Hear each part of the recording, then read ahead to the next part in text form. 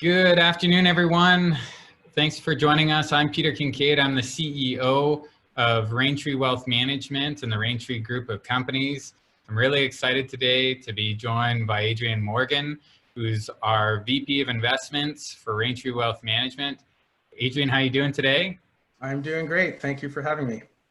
Adrian, I'm going to hand it over to you to start off with your presentation. All right. Well, that is, hopefully everybody can hear me well. It's a pleasure to be here. I am just going to share my screen and we can launch into it. So for the most part, if any of you are new, my understanding is this is a fairly new audience in terms of people who may not have had the Raintree presentation in past. So I will sort of start at a very introductory level. And for those of you who may have seen the presentation before, then there might be some overlap in terms of concepts. We are a portfolio manager who are very disciplined and systematic in our approach to managing wealth. And we try our best to kind of bring that consistency to how we approach our investments. And I will just bear one moment, and I'm going to start the slideshow. And we'll go from there. Okay, so we'll start with a normal legal disclaimer, which is obviously talk to your advisor and et cetera, et cetera. In terms of today's agenda, I want to basically give you some insight in terms of who we are, how we build our portfolios. We're going to talk about today's market specifically and give prospects and clients some insight in our pricing, our performance, and our service. And one of the things that's most important in the investment industry is safeguarding your assets. And we'll talk a little bit about the protections that you receive as investors with us, and the next steps for anybody who's interested. So before even talking about who we are, one of the biggest things that we like to highlight at Raintree is our investment philosophy. So if you sat down and you've been introduced to anybody who's a private wealth advisor at Raintree, one of the first things they'll talk to you about is this concept of core plus explore. Really, this is the idea that you want to have a core portfolio of stocks, bonds, exchange traded funds, and anything that provides liquidity. I think of this as having that certainty of going to the bank machine, putting in your card, and knowing that you have assets there that are available to withdraw. That's a part of the portfolio that I, along with Greg Bainbridge, are responsible for managing. And we do so through two funds, our Raintree Growth Fund and our Raintree Preservation Fund. The Explore side of the portfolio is really where it's designed to offer higher potential returns. And oftentimes when you're looking at portfolio or investments in this category, you're looking at private equity, private debt, private real estate, basically anything that can't be bought or sold at a stock exchange with the click of a button. So what I often sort of say to people is, when you're trying to design the optimum portfolio, having this core portfolio of daily liquid plus an exploratory portfolio that your private wealth advisor Raintree can introduce you to is how you can build an optimum portfolio that is built for many different market situations and occasions.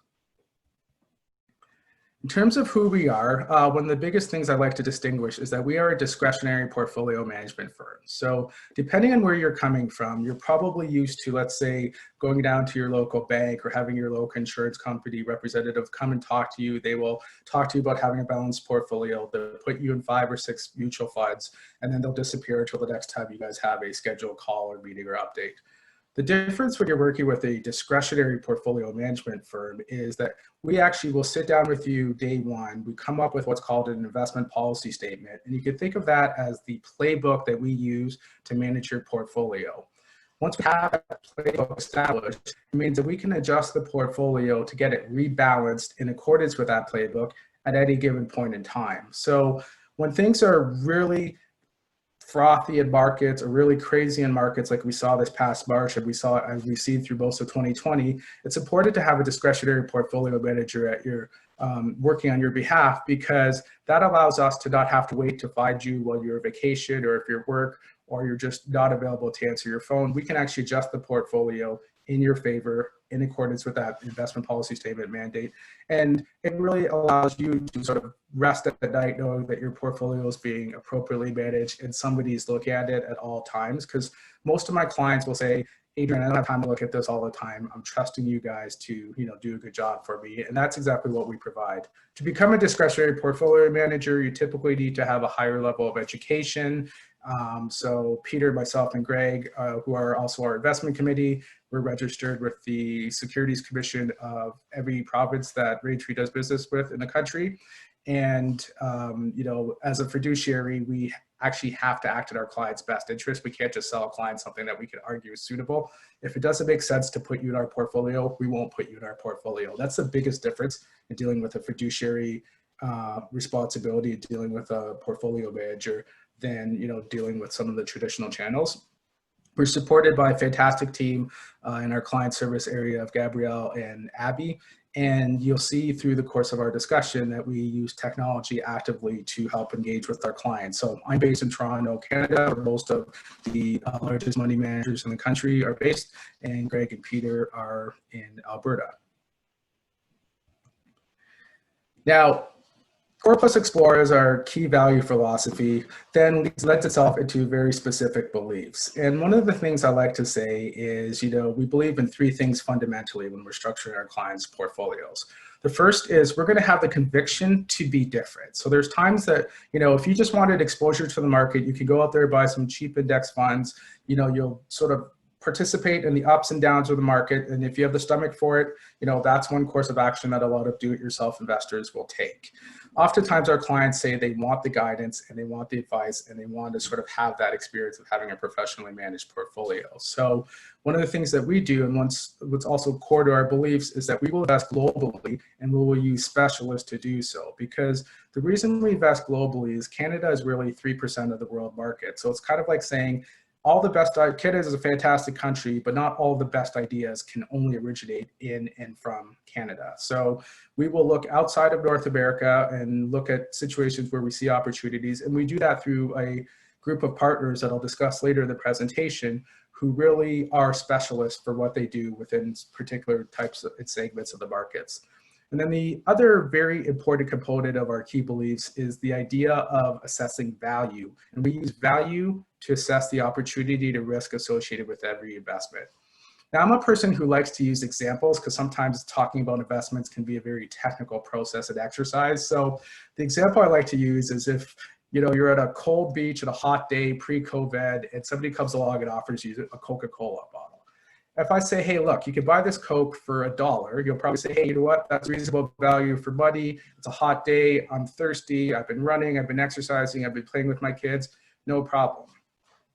If I instead say, well, you know what? It's going to cost you $10 for this bottle of Coke.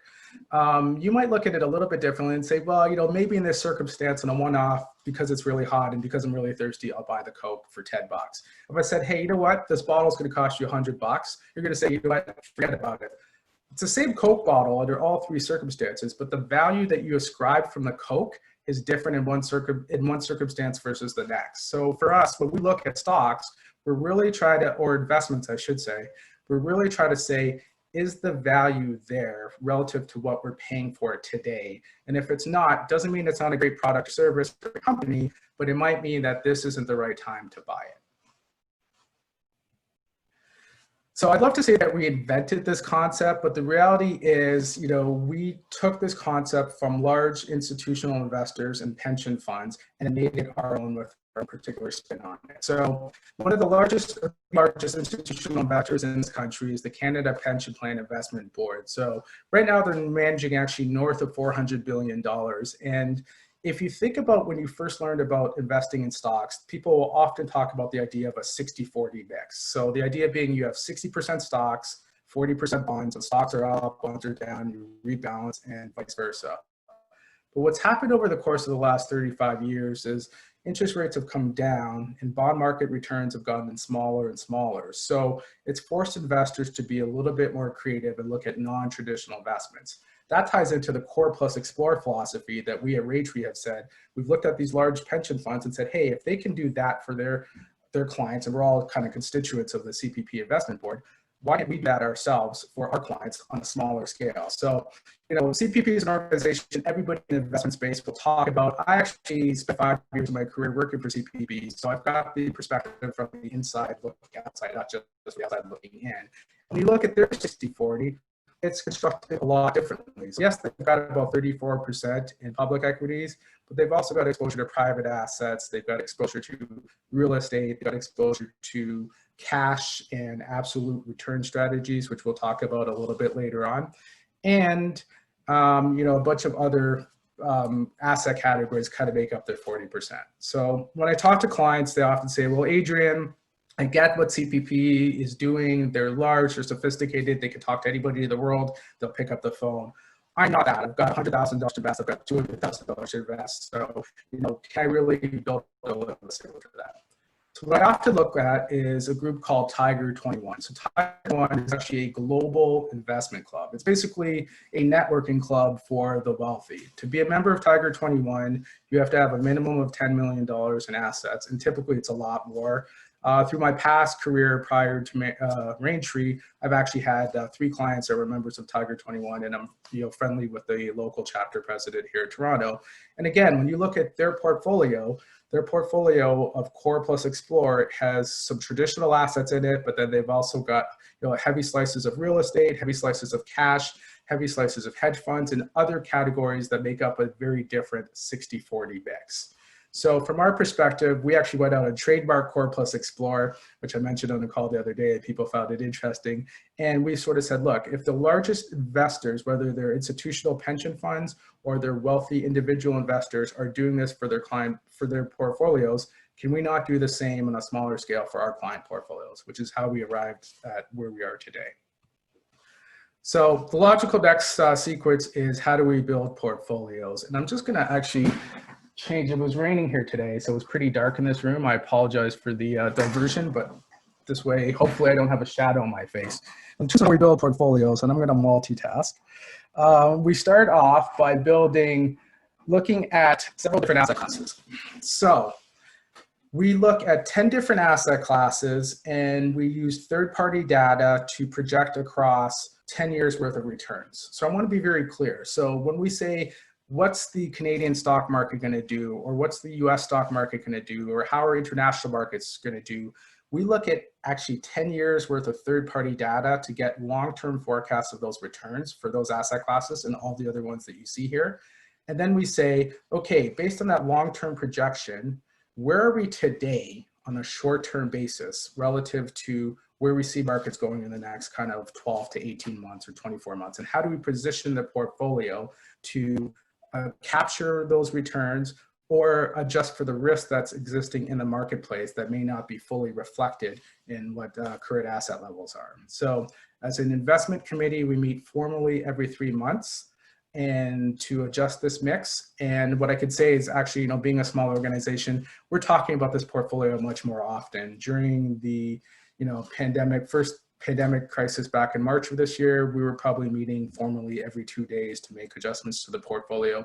The most important thing as clients you want to remember is that when you don't have the time to look at it, it's our job to look at it. We're looking at it on a regular basis, to the extent that I actually get a daily email on my phone that tells me every single time a client portfolio is out of balance, which then allows me to go in and retrade that back to their investment policy statement so that you don't have to wait for our next conversation to make sure that your portfolio is fully in balance.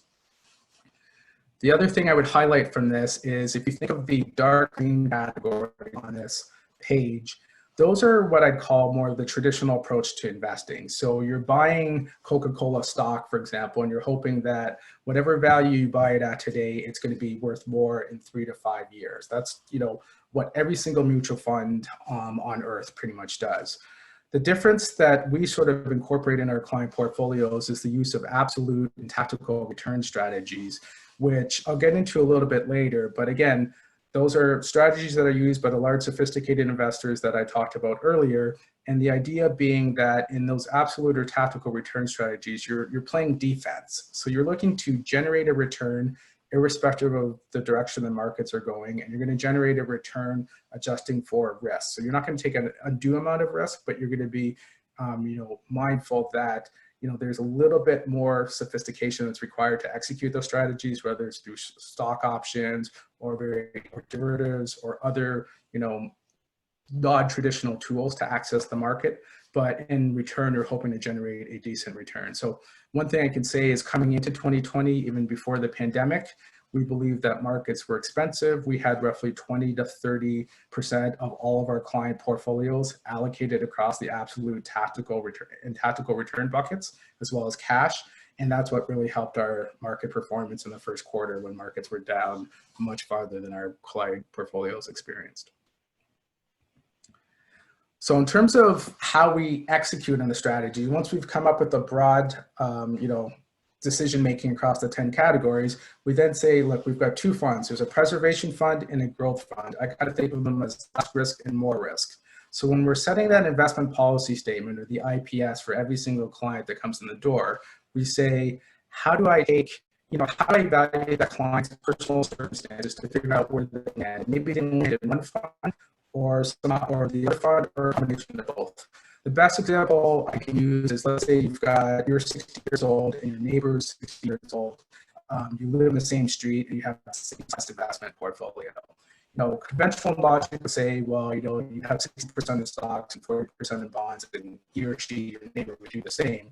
The reality is you might have very different needs or expectations from your investment portfolio because, maybe you as a 60-year-old have, four dependent children that you need to take care of, plus you have aging parents that you need to take care of. So liquidity is very important, and being able to access that capital quickly and not take too much risk is important. So maybe you're in our preservation fund. Your neighbor might be like, look, I'm 60 years old, I'm single, I'm wild and free, I make a ton of money, I've got a ton of inheritance money on the horizon, I can take on a little bit more risk. So again, we're going to assess every client portfolio based on those individual circumstances and try to make the best decisions for those clients at that time, which results in potentially different portfolios. And then the balance model is going to be a combination of those two, so often 75-25 between the two categories, but it doesn't always have to look like this. And the other thing I should mention is another way the portfolio may differ is we will work with your private wealth advisor, who really should think of like the quarterback to the overall relationship. And that private wealth advisor will guide us or help guide us in terms of some of the portfolio decision-making based on the investments that they may have put you in on the other side of the ledger in the alternative market. So we have some clients who come to us and everything they have is embedded in these portfolios, and then we can make that decision on a standalone basis in terms of what's the best risk reward appetite.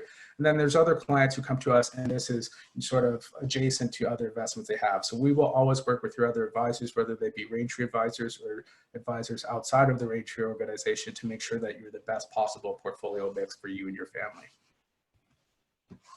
Now, when it comes to the actual investment execution, we as an investment committee will make the decision where we want to play or which arenas we want to play in. But then we sort of will work with third-party investment managers, all of whom are based here in Toronto right now, to then sort of say, we'll help you guys, based on your expertise, decide on which are the best stocks or bonds to buy that satisfy the criteria that you provided with. So I kind of think of this as, I'm pretty good at assessing markets and pretty good at assessing investment opportunities. I'm not necessarily going to be great if I do the next Apple or Facebook or RBC. So let me turn it over to people who only specialize in one particular segment of the market. On the screen, you'll see the 4 current managers that we use. From our perspective, we have full discretion to make changes, edits, add, or detract from this list. Over time, we will expand this list. We're more mindful of how are they executing in the mandates that we're giving them, and are we feeling closely connected enough to their portfolio to understand how they're positioning at any given time. So part of my role being here in Toronto is during non-COVID times, I'm able to literally walk down the street or jump in the car, go to their offices, spend time with their investment teams, work through their portfolio, and then take that back to the committee. And then we will often have these guys in scheduled as guest speakers, sometimes on calls like this, and definitely to our investment committee to sort of say, are you doing what we've asked you to do, and how are you doing it and why? So for us, having this access to a broader pool of ideas also helps us as we're structuring portfolios on your behalf as well. So I'll share a little bit about each of the managers. I don't want to take up too much time, but Beutel Goodman is our Canadian equity manager. They've been managing money in Canada since 1967. They have north of 41 billion in assets. Most of their clients are those large pension funds that I talked about in the past. They take a rules-based approach to buying and selling. And what we're looking for when we find our partners is we want them to have a lot of assets. We want them to have key investment professionals with great qualifications like ourselves.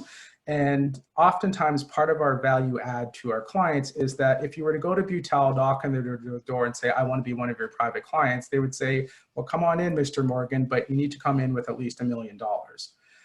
Oftentimes our clients may not have $1 million, or maybe they have $1 million, but they don't have $1 million to allocate across 4 or 5 different managers. So part of our value add is we're able to provide access because it will treat us as a single client, knowing that we're going to do our fiduciary jobs and manage our responsibility to you to understand your needs and make sure that these assets are appropriately suitable. And the other thing that we look for when we're looking for our partners is this long track record you'll see on the right of outperformance relative to an appropriately structured benchmark. So you'll see in this case, Beutel on the long term has generated a 9.1% return going back to 1988 relative to the TSX that's done 7.3. It doesn't mean that in every market cycle they are outperforming the index, but generally speaking, we want partners that have the large size and scale, a long track record, and the ability to, on a value investor basis, create value for their clients by, on the long term, outperforming. And the only other thing I would highlight on this slide is this concept of upside downside capture ratio. In simple terms, an upside ratio means if markets are up $1 for whatever period you're looking at, we would expect the Beutel portfolio to be up 85 cents. If markets are down $1, or meaning they've lost $1, we would expect the Beutel portfolio to only lose 67 cents. Why is that important? Because generally speaking, if you're participating in the upside of a portfolio, not necessarily fully in the upside, so not getting that whole dollar, but you're really protecting the downside and protecting the losses, that's how you're going to compound wealth over the long term and create a chart that looks like what's shown there on the right. So we have this philosophy across all of our portfolios. And I sometimes get asked, well, how do you guys do? Because you're a relatively new organization. And I'll say, look, you know what, generally speaking, if markets are down 20%, I would expect our portfolio, without even jumping into the details, to be down 6 or 7%. If markets are up 20%, I would expect our portfolio to be up, kind of 9 to 12, depending on it, because we know we're going to participate in the up, but we're really going to protect capital in falling markets. We just haven't had a lot of falling markets since we launched this approach. And I would describe Beutel as, the traditional dark green value manager, meaning they're buying with the expectation that whatever they're buying is going to go up in price over the next 3 to 5 years. They're not necessarily using some of the more sophisticated tools. They're just using really good discipline in buying and selling.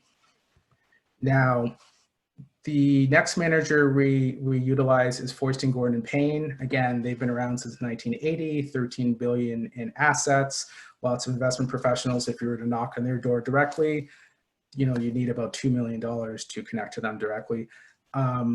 We like them because, again, their upside downside capture is a little bit different than Beutel's. Their upside's higher, so they're capturing about 95% of the up, but they're actually capturing a bit more of the down. But you'll see from the chart on the right that their pattern of long-term outperformance is still there. And again, that's something that we're looking for as we're looking at managers. Now, because we're Raintree and because we embrace alternatives at the heart of everything we do, we've also found a way to alternatively access public markets, not just private markets. And one of the ways we do that is through ETF capital, which more people tend to know ETF by their founder and the person who's the face of the firm, who's a gentleman by the name of Larry Berman. So if you watch Business News Network right now, I think it's 4:30 Eastern time on Friday nights, Larry has a regular spot where he provides his views on the markets. Larry takes a little bit of a different approach than the other two managers I just introduced because he's focused very much on a shorter term time horizon. So whereas those guys might be looking at 3 to 5 years plus, Larry is looking at kind of the next kind of 3 to 12 months on average. And he's going to look at how do you position the portfolio around, kind of shorter term changes. Right now, the US election obviously is something that he would have been positioning for coming into 2020 and then more so going forward. He's very unconstrained in his approach, so he will be trading currencies, he will be trading commodities, that's options tradings, still using exchange traded funds, and all looking at things on a relative value basis. So again, Larry's upside capture is smaller, the downside capture is really, really tiny at 22%. But when we look at that long-term record of outperformance, it exists. So for us as an organization, we're trying to partner with sub-advisors that have that long-term track record of outperformance, because we believe if we're buying into good things and we're using appropriate discipline in doing so, we're going to mirror that pattern of outperformance over a full market cycle, which is typically 5 years and beyond. And then the last alternative manager that we use to access traditional markets is Polar Asset Management, which is another Toronto-based firm. The slide's a little bit outdated. I mean, it says they're managing $4 billion. I've just actually got their latest updates. They're actually up to $6.7 billion, and they've actually added assets through the course of COVID because of their performance. So Polar is, again, very different. The difference between Polar and some of the other strategies that we've outlined is they will have anywhere from 400 to 800 different positions at any given point in time. The risk management practices are so sophisticated that they can actually tell you if something went to zero, what the impact would be in basis points on your overall return. And the other thing to highlight here is, although it says there's no minimum investment, really Polar is only available to accredited investors. So in Ontario, as an accredited investor, you need to have a personal income of $200,000 or more, or $300,000 plus with their spouse, or have $1 million in assets, as a couple examples. The other thing that's interesting with Polar's performance is they have a negative downside capture at -17. So what that in a nutshell means is when I used that example earlier of if markets fall by $1, we would expect our portfolios and the other managers to fall by a smaller amount. In this case, typically speaking, when markets have fallen by $1, Polar's actually added 17 cents of value in terms of their performance. So people oftentimes will look at the charts and Polar's long short fund and say, well, why don't you throw everything into that one fund and I'll be happy? But the reality is, in different market cycles, Polar will perform really, really well, and other times they won't perform as well because people are more enamored of public markets or that are behaving probably more traditionally. So in a year like 2020, where we've had a lot of volatility, Polar has been one of the best performers within our underlying portfolios, and the traditional guys have performed as well, but are still managing value and creating a portfolio that's built to grow in the future. So just to summarize, our unique investment approach takes our investment committee, which is myself, Peter, and Greg. We beat each other up at a minimum every 3 months. It's usually weekly. Sometimes it's like a counseling session, but the beauty of it is we will let the data drive, and we use a lot of different data points across those 10 different categories. We will let the data drive our investment decision making rather than our personal emotion and our personal viewpoints. That's part of having that fiduciary responsibility and being good stewards of capital, is knowing that you can express yourself, but that ultimately we're going to work together to come up with the right decision for our clients. I mean, I could say I joined Raintree at the start of 2019 in January. I, from day one, was able to express my viewpoints, sometimes very off the cuff, and never felt, threatened or concerned that those thought processes wouldn't be listened to, appreciated as well. The beauty is, once you invest with us, you're also investing with our partners who have outlined, and across the board, they're managing 60 billion, north of 60 billion in assets, and there's another 100 people such as ourselves. So you can rest assured that your money's being looked at on a daily basis. It's well tended to, well nurtured, and over the long term, we expect to generate positive returns. So everybody wants to talk about today's market. If you're living in 2020, you cannot not talk about today's market. So, I don't know if any of you happened to watch the debate last night. I kind of captured this as Mom, the kids are fighting again, because I think it was a bit of an embarrassment, but ultimately what they were fighting over and the underlying is hugely important. So as we've talked to clients in 2020, we talked about the fact that, if you compare this market crisis to, back in Q1 of 2009, which was the last time GDP fell in the United States, it dropped 6.1%. As of June 30th this year, the gross domestic product, or the economic output, had fallen by almost 33% in the US. Now, we're about a month away from getting the Q3 numbers, we do expect those to recover, but we expect them to be down. So the thing that I'm highlighting for any new clients who've come in as of late is there is a very big disconnect between the stock market and the economy, and people need to be mindful of that as they watch, markets recover. So some of the stock markets in certain sectors have hit new highs in 2019, just in the past, 4 or 5 weeks. And I sort of, the thing I ask every new client is, do you feel better about the world now in September than you did in February, before you had to wear a mask everywhere, before everything was shut down? The reality is the market recovery hasn't been super robust, and the underlying economic data still isn't fantastic. So we've been positioning that portfolio, one, anticipating a second wave, and two, fairly conservative till we see a little bit more evidence that we've moved into better times. The other thing that 2020 has called for is that we are focused on looking at casting a much wider net as we form our thought process and how to structure portfolios for clients. So as an example, we've looked at open table data, which is, the restaurant booking service that allows you to make reservations. Blue line is Canada, red line is the US. Canada, while it's still recovered into August, is still down 40%. The US is down almost 55%. And another source of information has been Flight Trader, which shows the pattern in flight activity, which obviously dropped off the map in March or April.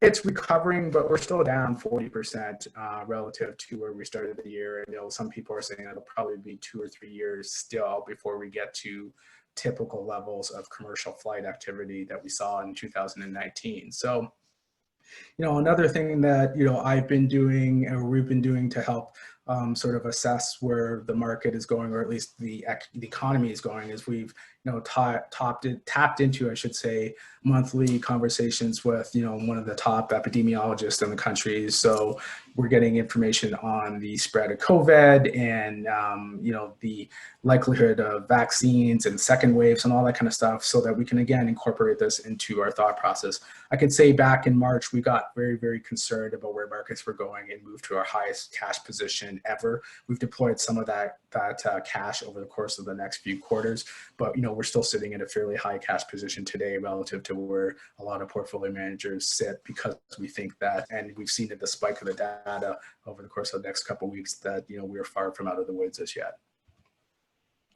So, favorite topic of everybody is, what's happening in markets. And, I mentioned earlier that now we've come to the point that we're hitting some highs again in certain markets, or at least have recently hit highs. But what people haven't really been attuned to is the fact that the recovery of the market hasn't been very broad. So we've called the Awesome Eight: the Amazon, Apple, Facebook, Google, Microsoft, Netflix, NVIDIA, and Tesla. If you're invested in those 8 stocks, you've generated a fantastic return for the year, despite the lows that some of those stocks hit for the rest of the year. If you're value investors like we are, you realize that the value index is still down for the year. But what our value managers and what our partners have done is they've taken this opportunity to buy into stocks that have fallen 30–40%, that are still great stocks, and they might still be down 5 or 10%, but they've now actually reduced their cost base and increased their exposure to stuff that should position themselves well coming out of recovery. So, from our perspective, while we love some of these tech names, I kind of go back to the Coca-Cola example and say, look, if I'm going to pay $100 or $1,000 for this bottle of Coke, I may be overextending myself in the long term. And we do expect that there'll be some switch back from the tech names into more of a value focus. Because what people haven't quite realized is that, a lot of markets other than NASDAQ, there's a lot of markets that are still down for the year, despite all this talk of the tech rallies, because, the Facebooks and the Amazons and the Teslas of the world sort of capture the most attention in terms of investor interest.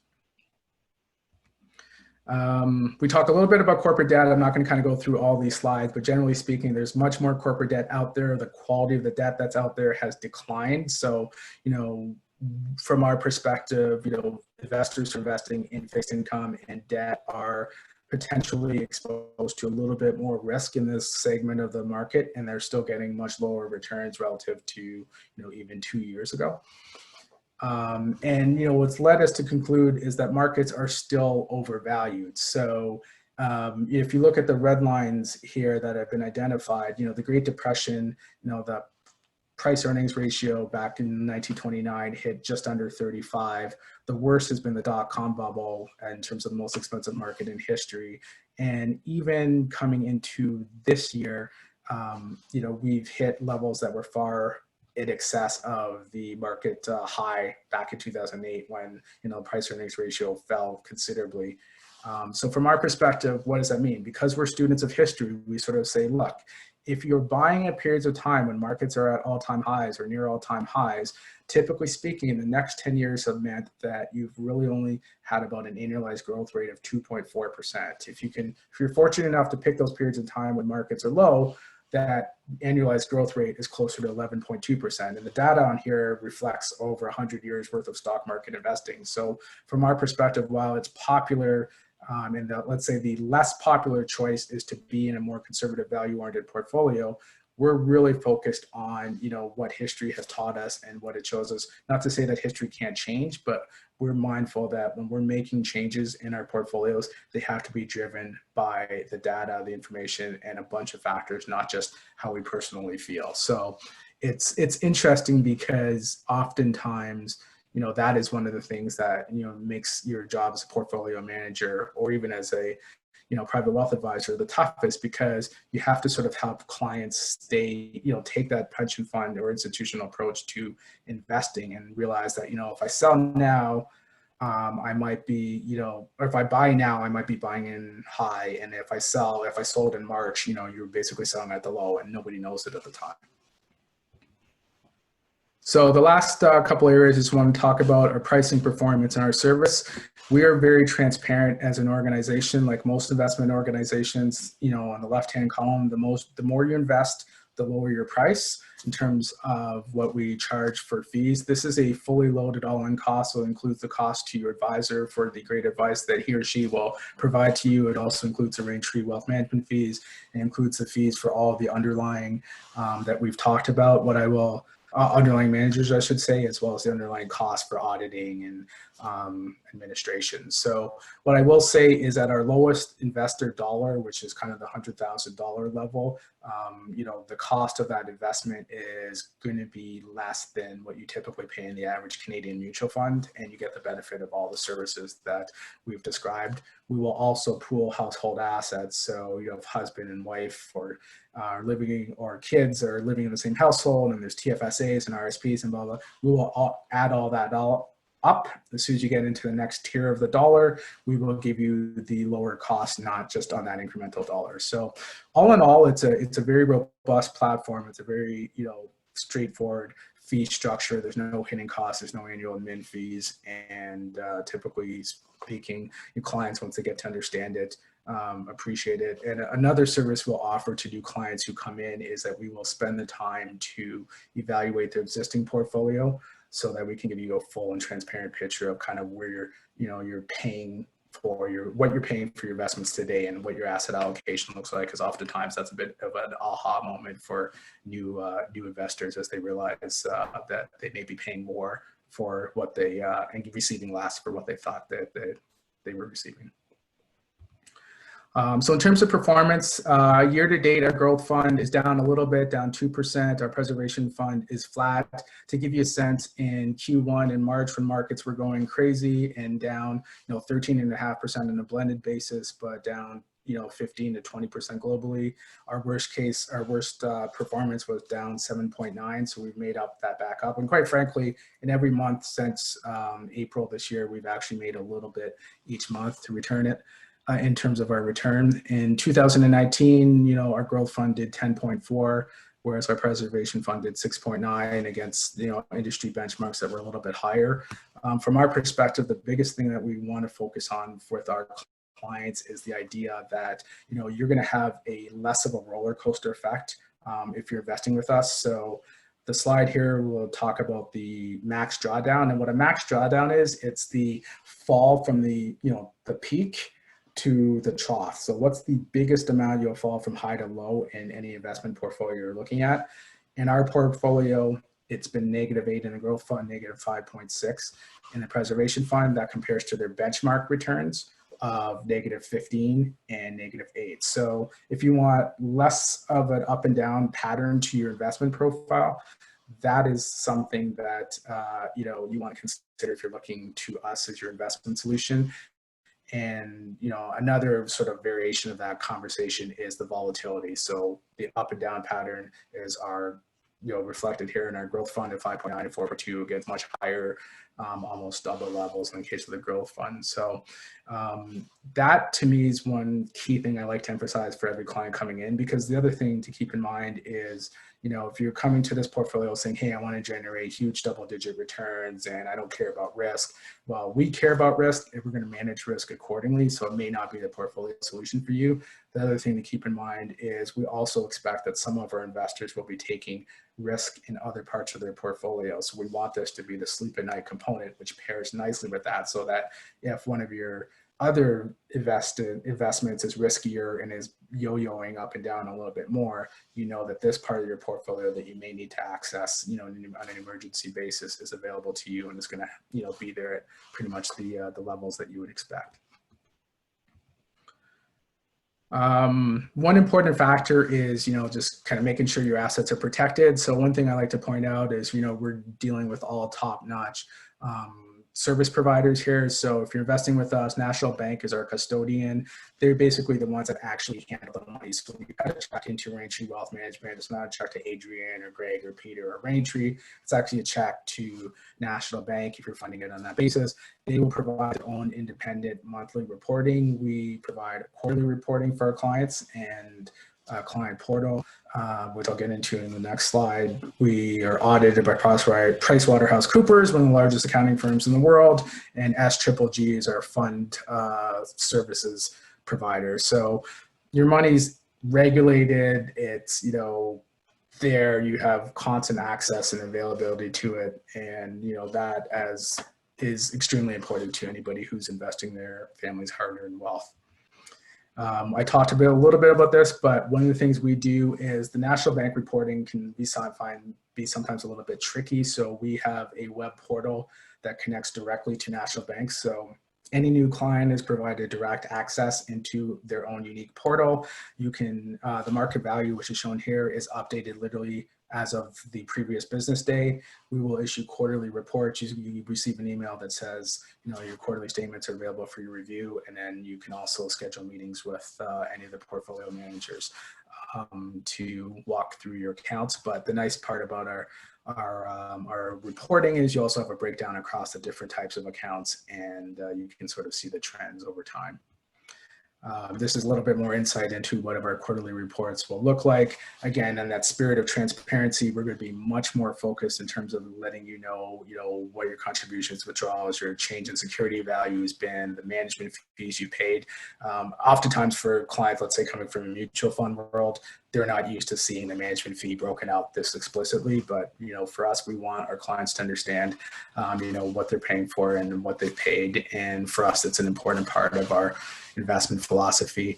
And then the final point I'll touch on is communication. I mean, the Ontario Securities Commission ran a report last summer in 2019 that talked about one of the largest frustrations that most investors have is feeling disconnected from their money and not hearing from their advisor often enough.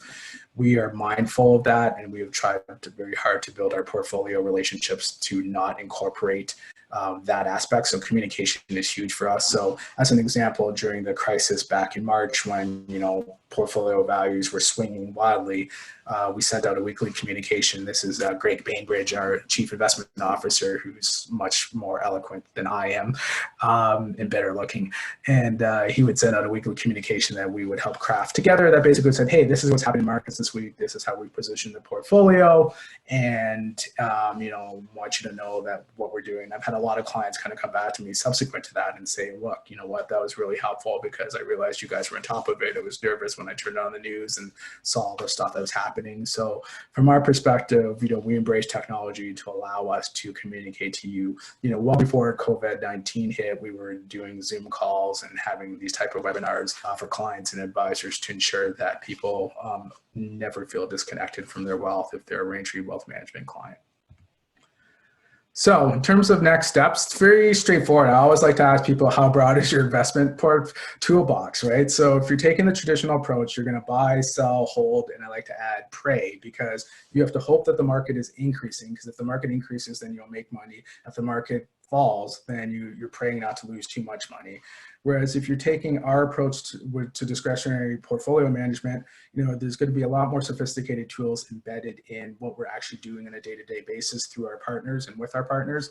And, we will always have a portion of the portfolio that's positioned to generate a return when markets are falling, which also allows us to kind of offset the threshold of losses. So from our perspective, I really like the portfolio that we've kind of created. Why would I invest in Raintree? Why have I invested in Raintree? Why did I decide to connect to Raintree as, part of my career opportunities? Is simply, we're building it right, and we built it right. We're very thoughtful in everything we do. So, we would rather take time to arrive at a decision and, do it the right way and potentially miss out on a portion of a market opportunity than just to kind of rush out like others do. The quality of the sub-advisor relationships is huge. I may not have shared my background as a chartered accountant, a CFA. I spent 5 years at CPP, and then I spent several years managing investor portfolios for the ultra high net worth, north of kind of 20 million plus in investable assets. The brands that we're using and the sub-advisors that we're using within this portfolio are the same people that I would have, or same firms that I would have evaluated or utilized in my past life. Ultimately, if you've connected to Raintree, you already know that we've got great people, nice staff, really strong values, and a strong culture of integrity. And, we've got a very good reputation for compliance and governance within our industry. So hopefully, I think that gives you good insight and flavor in terms of our portfolio. If you are interested, I encourage you to reach out to myself, Peter, or Greg directly. We have a very simple process. It's like a 2-page client questionnaire where we gather some information. We'd schedule a call with, myself or Greg. Typically, we will then walk you through your personalized investment policy statement. And then we do all of our onboarding electronically, and it's fully encrypted. So that allows you to basically, you could be on your cell phone and actually open your account with us. And then we go to work with your custodians to build out the portfolio. So I think that's everything I had in terms of prepared comments. I hope I haven't gone too far over on time. I'm happy to address any questions you might have, Peter. Adrian, thanks for doing this. A great presentation, and it was always well delivered. A few questions, and I'll encourage any of the attendees to ask questions. There's a Q&A box on your Zoom page that you can click on and type in any questions. But just a couple of quick ones. I really appreciated your analogy early on for Coca-Cola and what price are you willing to pay for just a can or a bottle of Coca-Cola on a hot day. I'm curious, on the same basis, and you sort of showed the growing disconnect between the economy and the market. Are you excited about any areas of the economy or any areas of the markets that may represent better value under today's circumstances? Yeah, no, it's a great question, Peter. And it's kind of tough to get excited after sitting through last night's debate.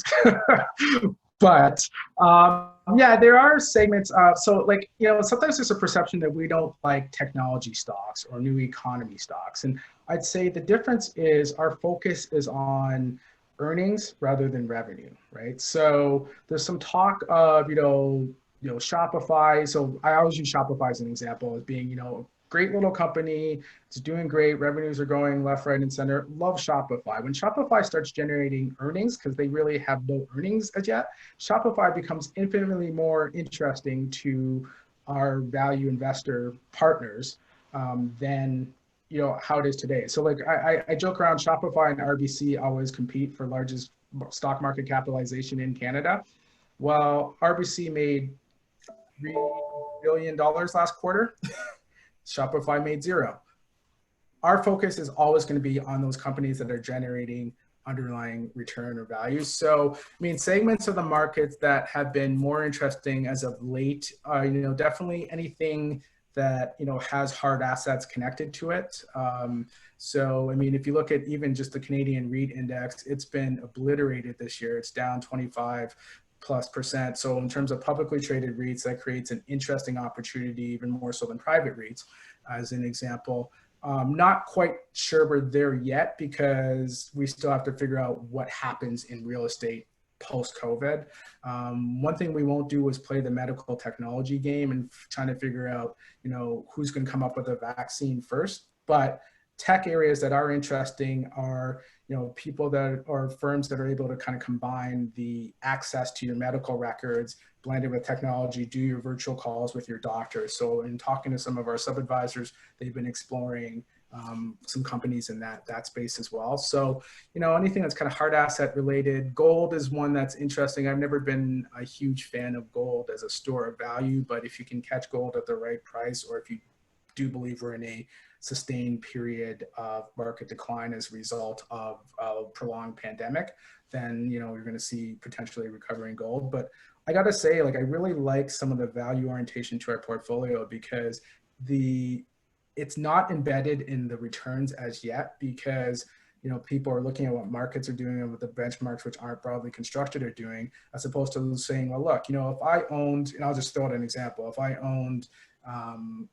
RBC at 120, which is close to where it's high before it started the year, it fell down to sub 70. And I've now bought more of it, and now it's sitting at 100.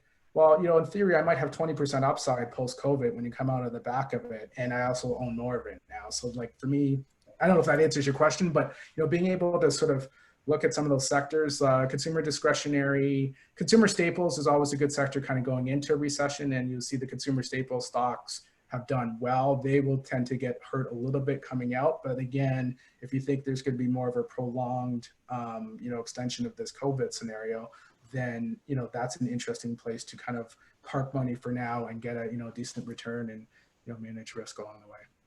Yeah, and some of those more traditional businesses are also paying a dividend along the way. So they're paying you to hold their stock rather than a growth-oriented company who you may be hoping will pay a dividend someday in the future. Yeah, and I think, some of the tech names, if you do sort of see a, switch into value, if, as we come out of this, then they become, again, a little bit more interesting at more appropriate valuations. So I'm not going to pick on Shopify anymore, but just so you know, they've got to grow at 30% a year for the next 10 years to justify today's valuation. Oh, is that all? That's all. Adrian, this was great. We've had some appreciative comments come through the chat. Thanks so much for your time today. Great presentation. And for anyone who's interested in learning more, we'd encourage you to speak with your private wealth advisor and hear more about how you might become a client of Raintree Wealth Management. Thanks, Adrian. Thanks, guys. And I appreciate everybody who's listening to the call, and I appreciate the opportunity to be here. Have a fantastic afternoon. Cheers. Bye-bye.